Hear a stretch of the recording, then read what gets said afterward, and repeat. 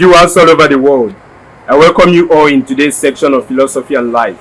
We have with us an ordinary evangelist. Sir, you're highly welcome. Well done. Please introduce yourself. Yeah, my names are Eze-Ana, Ugochituba Norifte. Apumonyi Sinchwaja, Ugochituba, and a temple. And you know, Bafa family, you know, all of more teaching. Abugas Moni Sinchwaja, and a restoration evangelical mission, Budonian Bassos or the So you can call me a priest or an evangelist. I will answer. My mission is to help people live better life. Thank you. You're welcome once again. Before we proceed with today's questions, is there anything else you wish to say to our viewers? Viewers all over the world, as you are hearing my voice, now no our ministrations. Keep sharing our message. Keep following us.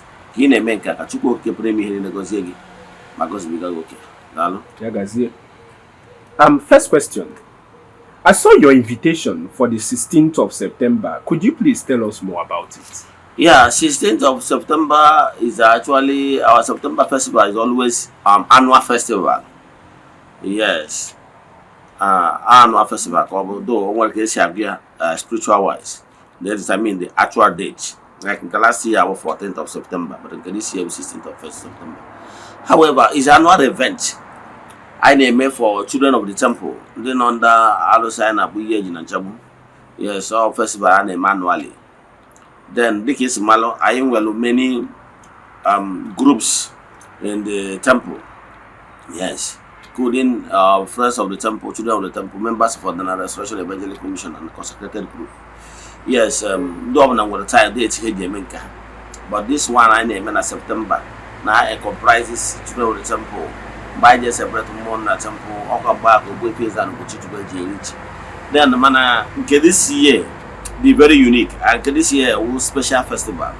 Our special festival, my curiosity than this year may include the foundation laying of the place of worship of Chuko Kepremi Henine. So all Nuku festival Kobo. Yes. Then enable the children of the temple. Amaligo na fire participate. Whether Monya or Biarabia. No Nigeria, more within abroad.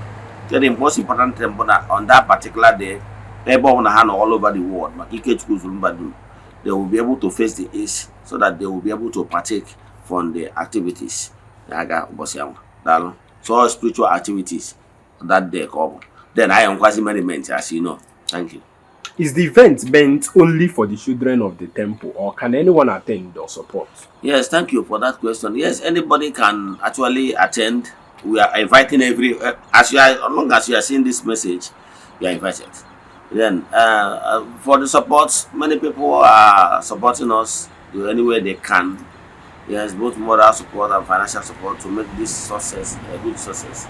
Because place of worship is for all. Thank you. Can you explain what Eze-Ana is and why it's so important? Yeah, Eze-Ana is like a revival concept of how it should be. I believe I'm a reformer. I believe that Igbo spirituality should be revolving, following the modern trend. The method our forefathers to Ebasa Ozi that the way it had been done during the ancient time is no longer feasible now. We are in 21st century. So the method, and because of this lacuna and the method of propagation of Igbo spirituality made it possible for Ndanyare, the white people, to superimpose their way of worship Christianity on us. Because in the ancient time, spirituality is what normally excludes children. And most cases, women too. And not forget that children are future of tomorrow. So in any system that excludes children, that system is not sustainable. Because when children are excluded, they will not understand exactly what the Naiha. Yes, the adults are doing. The ancient time, children and the women are left behind at home. Na yejewe no kummo ije gommo ije medoji e bata juo yese Chibike ma wo na nne kelo na asị na nna anyị debere n'okwu ụmụazị na nwaanyị aghọtara ihe a na-eme n'okwu. So nwatakịrị ahụ future of tomorrow jebe ụka ajụọ ya na ụka onye nkụzi ma ọ bụ na o jewere ụka emee karịkachọ na nna ya na-eje n'okwu mmụọ ebe a na-egbu mmadụ, nwatakịrị a ga na-enwe double mind. Nna ya batagorosi ya Chibuike weta ọgụ ka anyị jee medo agwụ, o nwere ike isi ya na nna na ya ghọtara ihe ị na-eme na ụnụ ndị ọgọ mmụọ because nọ ihe a gwara ya ọ ghọtara ihe a na-eme. Yes, mana ọ bụrụ na build a system where children and ụmụazị ga-adị involved na worship, ọ bụrụ na ije n'ụka ụka ọdịnala otherwise known as Godian religion, ya ghọta ihe na-ekwu, children and women and the parents and everybody are involved.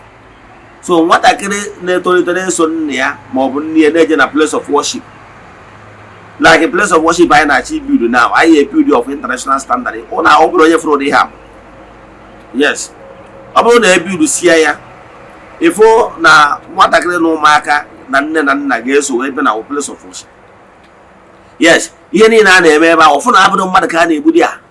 So ọ bụrụ na o jee ụka ma ọ bụ jee ebe ọ bụrụ na o je na academic studies, o jelo travel, mmadụ si ya na nne na nna ya na-eje ụka ọdịnala na-egbu mmadụ ebe ọsọ shetọ, ọ ya be able to convince the person because ọ na ọwa part and parcel of ihe a na-eme, nwere ihe a na-ezo ezo.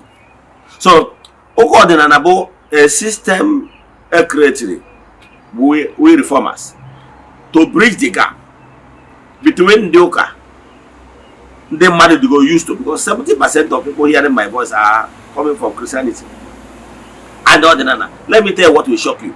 The first cow nwaanyị gburu na temple bụ a woman nọ Germany na-achọ nwa. O mechaghị ihe niile ọ na-eme mara ebe ahụ enwe professional health care. O mego IVF many a times, mechaa ọgwụchapụ, mana ọ bịara mgbasịgharị ya akwụkwọ ihe ọ ga-eme, chụọ aja dị iche setụrụ ma ndị otu ma ndị ọgbanje, mechụọ aja dị etu ọnwa.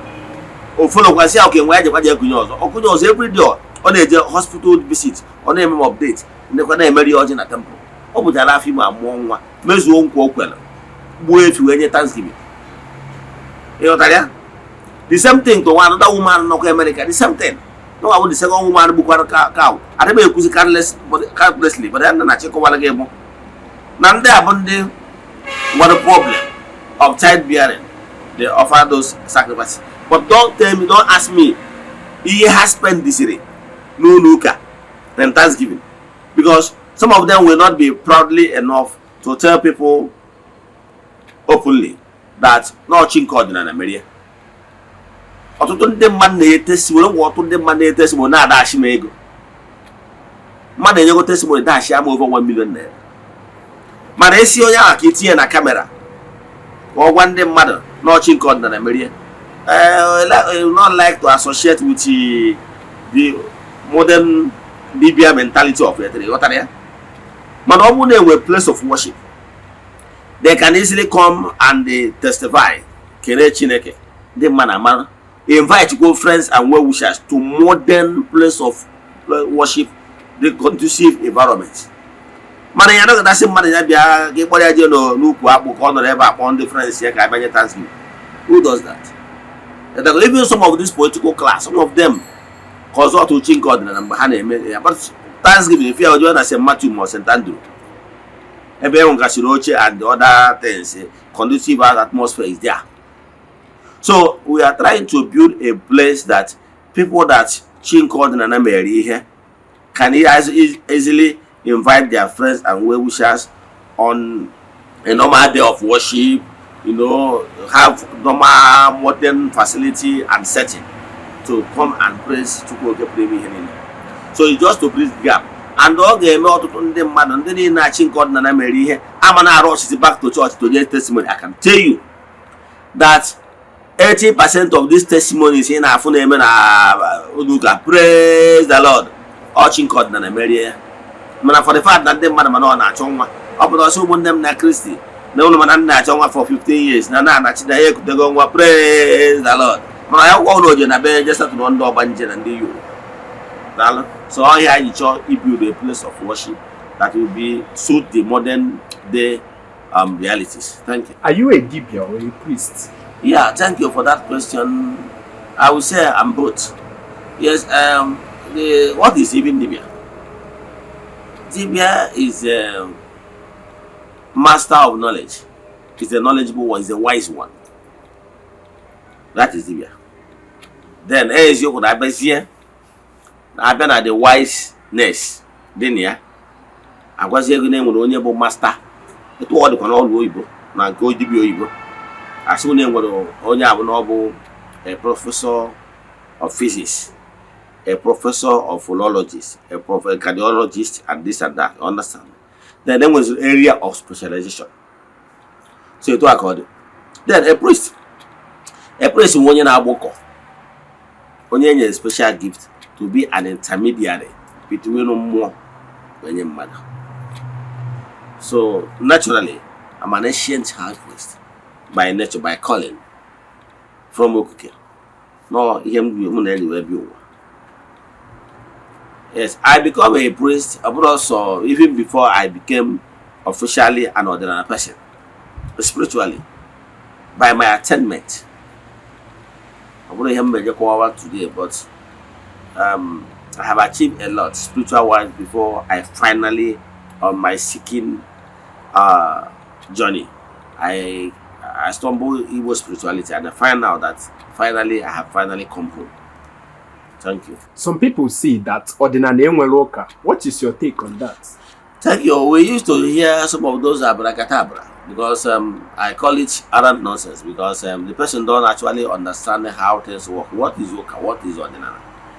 Then that a group of people that believe in one concept or otherwise decided to be coming together for fellowship so that they will be able to be a helping hand to people and to protect their own interests. There are so many benefits you benefit from coming together as a group in fellowship. And well, mbaga darege ihe need the brethren who be okunism. Yes. When ke ada oburu nke ya so bu no onwe but I can tell you na igbo be ike. Ihe maro the importance of coming together to pray or to make sacrifice is that oburu na anoro na igwe na achu aja ma na ekubi okwu in fellowship. The highest person there in spiritual hierarchy will elevate others. Among the highest person in spiritual maturity in this height, every other person via supplication and prayers will be on the same height with the most matured mind there. Manobuna on personal division. If your spiritual level is very low, you remain low. So,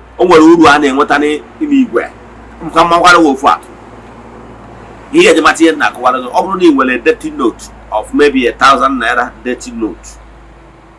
Yes, maybe it turns somehow. If we agent and can a provision to buy something, the woman might reject it. Yes. But I can tell you what the same note, put it in a bundle of 1,000 naira note and go to the same woman. We bought so many things. Now, and the woman gave the money, the bundle of that money. The woman counted all of them. I can tell you, there were greater chances that the woman will overlook that dirty note among them. The one group of people come in prayer in supplication to go get can actually overlook dirty people with dirty mind or people that are very low spiritually and accept all the prayers. Come on, that. Oh, they are major. You won't have any. But for forgiveness, I might walk the person away out. But I would only some of my friends, the name of all of them walk in together. Well, they are man of the person, but for the fact no one they are so I'll welcome all of them. And probably those people will now plead on the person's behalf. And by then, because of the presence of those people that came together with the person, I might decide to forgive the person. The way he got earlier. So that is the importance of coming together. One of the method our people used all the days is that Ordinary people normally practice ordinary individually, which is wrong. And no onye bata n'obodo ụfọdụ ifu mmadụ na practice ordinary a na-akpagbu gị na ya village, na ya clan. Nobody can defend you because you are is one man show. Man, ọ bụrụ na ordinary people bịakọta ọnụ form as umbrella body as a group, abụrụ onye nche nwanne ha. Even mgbe a bịara oge a na-eme ọtụtụ ndị ọdịnala intimidation na Anambra State that time, but when they began to unite themselves and they become a body, then they began to defend themselves as a group, as a body. So what I'm saying in essence is that it's very important to have Uka Ordinana for primary purpose, and all the same concept Merundoka to form Christianity during their own time by coming together. Thank you.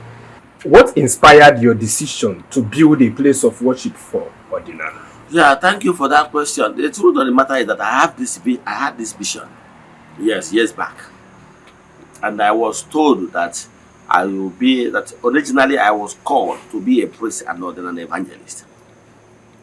That's my natural calling. So I have been having this concept.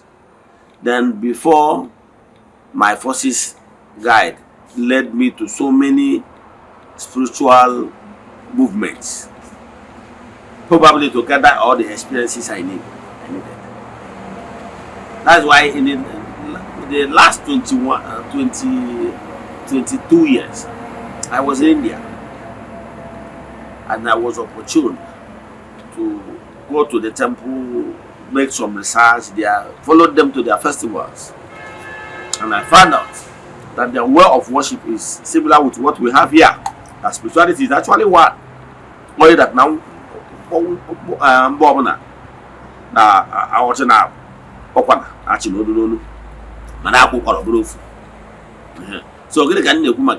so before I had this vision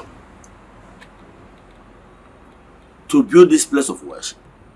This place of worship, believe in me, I have not seen it anywhere. And you will agree with me that there, whatever I will go there, exactly this. Everything is seen there, even from the tower and everything, is the concept given to me by Omumu. When I saw this vision, immediately I woke up. I began to draw what I saw. After drawing all of them, I gave it to a friend of mine, Nesupai, who another person. He's an architect. So to draw the concept in the way he has seen it in the picture. So he was doing it and reporting back to me. I keep correcting it till we get it to this level. So, and I can tell you that is exactly how I saw it, and that is how we try to build a replica here on earth as a place of worship of Chukwu. It will be best and the first of its kind anywhere in Igbo spirituality and Africa in general. I want to set a standard. Yes. Thank you. Viewers all over the world, we have come to an end on this edition of Philosophy and Life. If you have any question based on today's teaching, you can drop it on the comment section or DM Eze-Ana with the WhatsApp number showing on your screen. For more inquiries, deep consultation, you can as well DM him with that same number. It's nice having you here today. Thank you, Mr. Moderator. Thanks for your time. Before we go, any advice for our viewers? Yes, I will say that it is a privilege for we living in this era to be opportune to witness this life-changing place of worship. It is not what normally happens from very often, because I remember in the ancient time when David wanted to build a place of worship for Chukwu, and he was said no, he was not the one that will build it. Later his son Solomon later built. I can tell you that many people that are lived wanted to witness what we are about to witness. Yes, the consecrated place of Chukwu in our era. I can tell you that many people longed to witness what is about to happen, but they were not permitted. So it's a blessing, you that are living. Yes, and have the opportunity to witness the foundation laying and probably the completion and consecration of that place of worship by next year. Because our timeline is to lay the foundation this year, September 16, and consecrate it next year, 2026. Yes. So it's a privilege. Anybody that, if you see this picture, you are blessed already. You are privileged to see, have a sight of what is about to happen. It's a turning point. The truth of the matter is that people don't actually understand what is happening. You normally see things carnally, but I can tell you that is a turning point. The festival of this year is a special festival because it's a turning point. People don't see actually what is happening in creation in the spiritual realm. But if you have spiritual eye, you know that this particular date is a turning point in creation that will help not only Igbo race, help Africa in general. So it's a privilege to have this opportunity happening in our own time. This turning point is a place of worship that, with it, the radiation of Chukwuoke Premier will luminate outside Igbo land, even to the entire Africa, where many people will come and change the world narrative, what is happening in their life holistically. Let me stop here. Thank you for following us. As you are hearing this message, share it. Remain blessed.